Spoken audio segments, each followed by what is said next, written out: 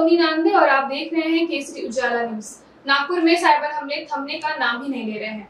ऐसा एक और मामला अभी सामने आया है जिसमें नौकरी ढूंढ रहे युवक के साथ 3,17,000 रुपयों की ठगी की गई है।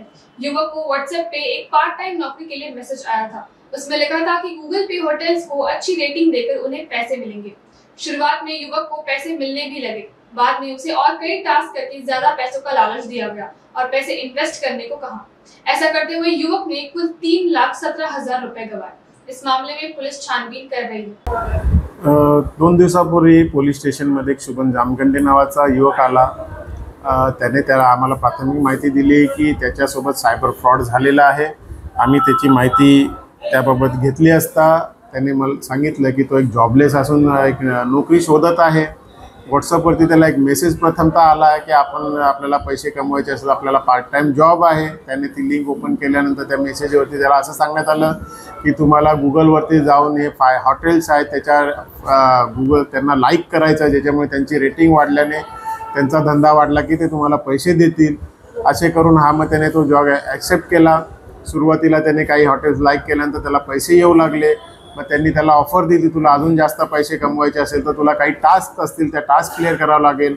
याने येस केल्यानंतर त्याला एका टेलिग्रामच्या ग्रुपमध्ये ॲड करण्यात आलं। त्या ग्रुपमध्ये ॲड करून काही प्राथमिक सुरुवातीचे टास्क केल्यानंतर त्याला पैसे दिले गेले, जास्त पैसे दिले गेले। आणखीन पुढे त्याला लालच ह्याची वाढल्यानंतर ह्याला वाटलं की आपल्याला पैसे मिळत आहेत। त्याला सांगण्यात आलं तुम्ही पैसे इन्वेस्ट करा, त्याच्या बदल्यात तुम्ही ते टास्क कंप्लीट केलं की तुम्हाला जास्त पैसे मिळतील। सुरुवातीला पैसे इन्वेस्ट करत गेला, मग हे पैसे मिळण्यासाठी तुम्हाला अजून पैसे इन्वेस्ट करावे लागतील। अशा गोष्टी सांगत त्याचे 3,17,000 रुपयाची त्याने इन्व्हेस्टमेंट केल्यानंतर त्याच्या लक्षात आलं की आपली फसवणूक झाली आहे। मग तो पोलीस स्टेशनला आल्यानंतर आम्ही त्याचा गुन्हा दाखल केलेला आहे, त्याचा तपास चालू आहे। सदर या घटनेबाबत मला जनतेला जरीपटकाच्याच नव्हे तर पूर्ण नागपूर शहरातल्या व शहराच्या बाहेर असलेल्या सगळ्या जनतेला माझं आव्हान आहे की आपण हे नेहमीच बघत आहोत की सायबर फ्रॉड हा खूप मोठ्या प्रमाणात चालू आहे। त्याबाबत पोलीस प्रशासन, RBI सगळ्या विविध माध्यमातून लोकांना सेन्सिटाईज करायचा प्रयत्न केला जातो, जागरूक करण्याचा प्रयत्न केला जातो की आपण कोणत्याही लालचपासून वाचा। सायबर फ्रॉडचा मुख्य उद्देश सगळ्यात प्रथम आपल्याला लालच दाखवण्यात येते।